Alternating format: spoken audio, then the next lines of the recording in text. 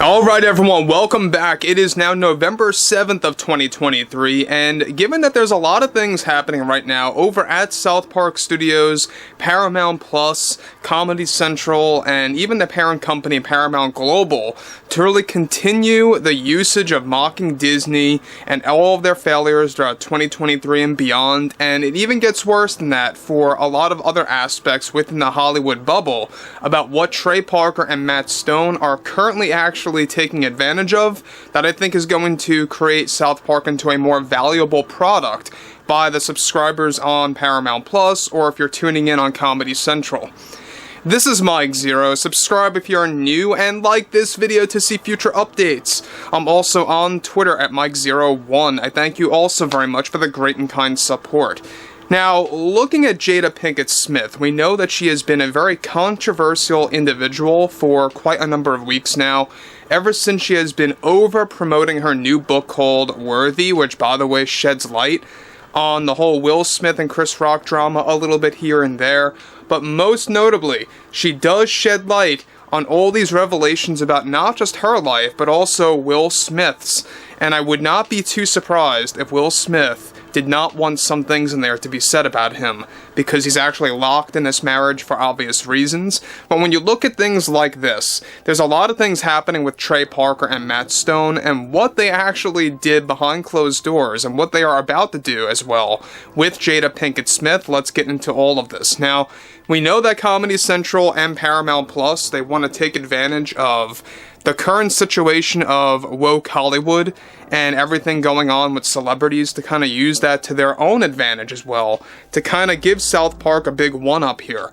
Now, with both Trey Parker and Matt Stone actively developing a plan to continue mocking Disney through further use of parody, one major development has to do with a brand new event that South Park is creating that was recently pitched and approved from Trey and Matt behind the scenes at South Park Studios, that will be dedicated to continuing the Panderverse by including Jada Pinkett Smit into the storyline by 2024. Now, just recently, South Park Studios is now moving at full speed ahead to actually create an animated parody of the Oscars slap situation on stage that happened back in early 2022.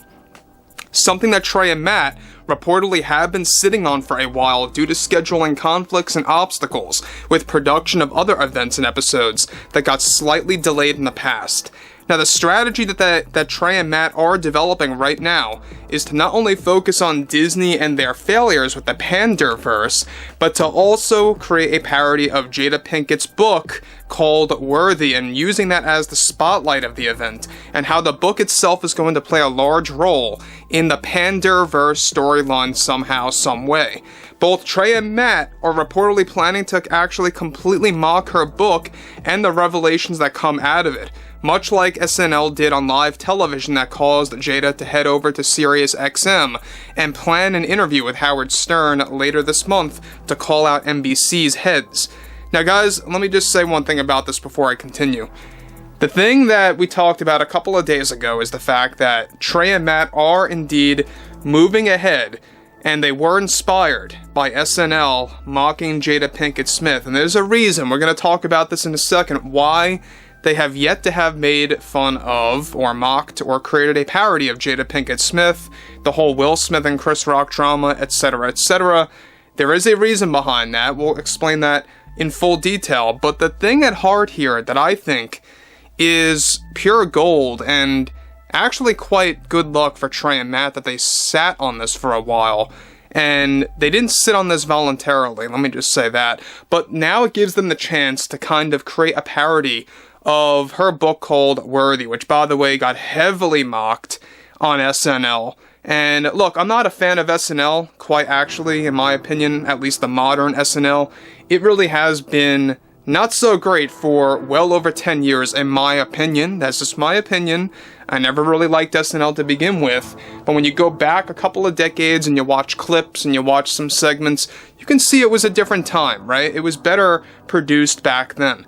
When you look at this, though, this is where things begin to unravel, and this is where things begin to really kind of make a lot more sense as to why Trey and Matt did not hop on the whole drama that happened back in 2022. Now, Parker and Stone also pitched something that was approved that involves Jada Pinkett becoming one of the villains in the upcoming Panderverse event, and that both Will Smith and Chris Rock will be mocked as well, in a very unique and unexpected way, with the usage of Mickey Mouse and Snow White going to be the main focus for the Panderverse follow-up of many versions of them coming from different universes. The one crucial note for this upcoming event that has been rattling throughout South Park Studios is that her book Worthy will be mocked as some kind of a key or important magical element to open gateways to different universes, full of Jada Pinkett Smiths, which is seemingly low-key mocking Rick and Morty, where there was a world full of Mortys and Ricks.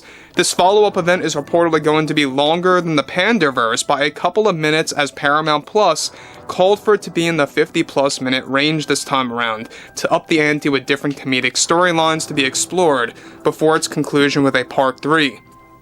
Unlike the Streaming Wars Part 2, this follow-up will have a brand new title instead of being called Part 2, that will be connected to Jada Pinkett Smith's book Worthy.